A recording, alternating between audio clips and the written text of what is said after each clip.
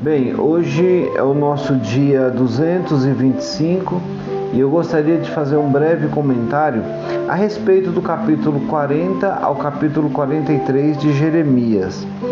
Nesse momento, a cidade está totalmente destruída.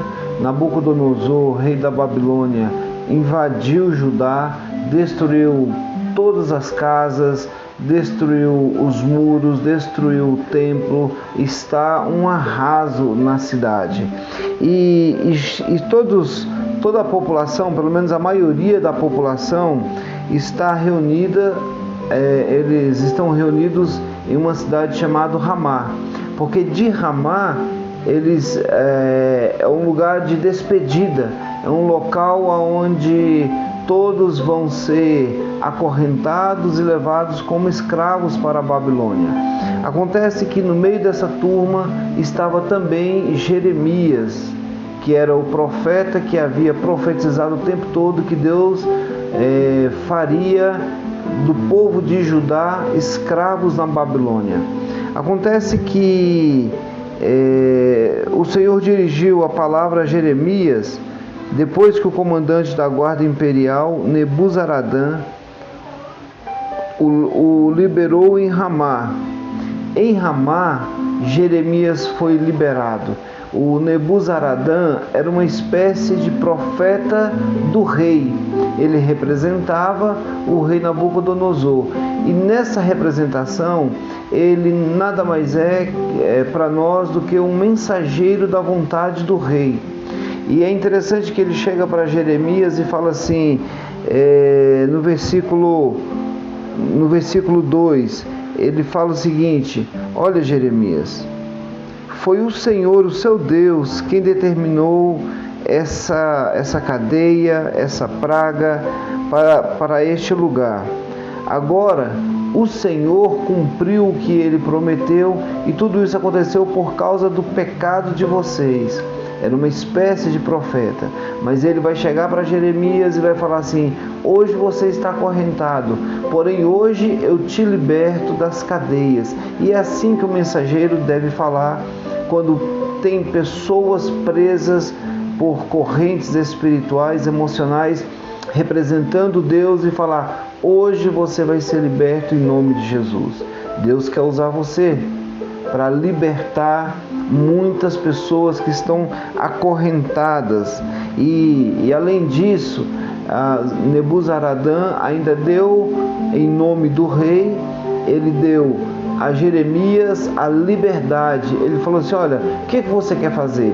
Quer ir para o Egito? Você vai. Quer ir lá para a Babilônia? Você vai. Quer ficar aqui em Ramá? Você pode ficar. Me fala aí. E nesse momento, Jeremias pega essa liberdade que ele acabou de ter e ele não sabe o que faz. Aí Nebuzaradã vai dizer o seguinte: olha, eu tenho um governador chamado Gedalias, que foi colocado pelo rei, ele está lá em Judá, então vá para lá porque ele é um bom homem. E assim Jeremias fez. Jeremias foi até Gedalias em Mispá e permaneceu com ele entre o povo que foi deixado na terra de Judá. O que a gente pode aprender com isso é que Deus, ele nos dá a liberdade de escolha. E tem um detalhe: muitas vezes a gente não sabe que direção tomar na vida. Deus levanta profetas para dar direção. Olha, assim diz o Senhor, a direção é essa, essa, essa. O que a gente precisa fazer é obedecer à voz de Deus através do profeta. Na sequência, Gedalias, que é o governador que está em Judá, esse governador Gedalias é um bom homem e ele foi colocado pelo rei Nabucodonosor. Porém, Gedalias, ele vai ser assassinado, porque como ele foi colocado pelo rei, você pode ler a história toda aqui no final do capítulo 40, 41, 42 e até o 43. Vai falar da história de Gedalias, como ele foi assassinado.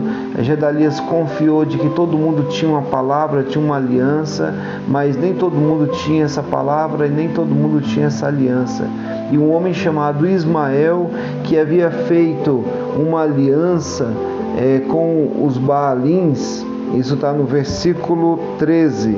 Joanã de Careá e todos os comandantes do exército que ainda estavam em campo aberto foram até Gedalias em Mispá e lhes disseram: você não sabe que Baalins, rei dos Amonitas, enviou Ismael, filho de Netanias, para matá-lo?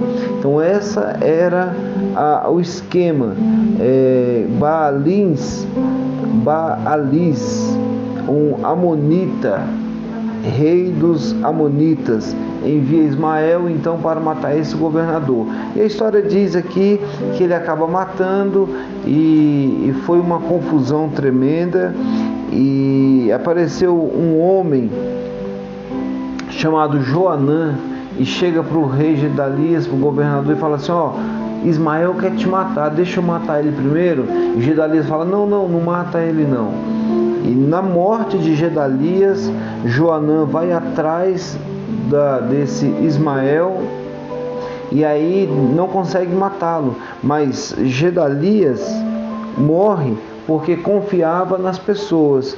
E esse homem chamado Joanã, ele chega para Jeremias e fala assim: Jeremias, agora eu peguei o povo que estava com o outro profeta e agora me dá uma direção. O que a gente deve fazer? A gente fica em Judá, ou a gente vai para a Babilônia, ou a gente vai para o Egito? Na realidade, eles queriam ir para o Egito. Estava na dúvida entre o Egito ou permanecer em Judá. Jeremias vai orar, e quando ele ora, ele fala assim: olha, vocês precisam permanecer, Deus fala, vocês precisam permanecer em Judá, mas se vocês forem para o Egito, todos vocês morrerão. E eles vão para o Egito e morrem todos, porque quando a gente pede uma direção de Deus, Deus dá essa direção. Quando a gente busca a direção de Deus, Deus dá uma direção e a gente tem que andar nessa direção, por mais que a gente não queira. Mas eu quero te ensinar uma coisa: aprenda a andar na direção de Deus. No meio dessa turma que eles foram cativos para a Babilônia, sabe quem estava lá? Daniel, Sadraque, Mesaque, Abidnego, 4 jovens. E na próxima vez que Nabucodonosor vai levar outra turma, também estava o profeta Ezequiel. Ezequiel não vai nessa turma, ele vai na outra turma. Então, por que esses homens foram abençoados? Porque eles obedeceram à voz de Deus. Obedeça à voz de Deus. Que Deus te abençoe e tenha uma excelente leitura.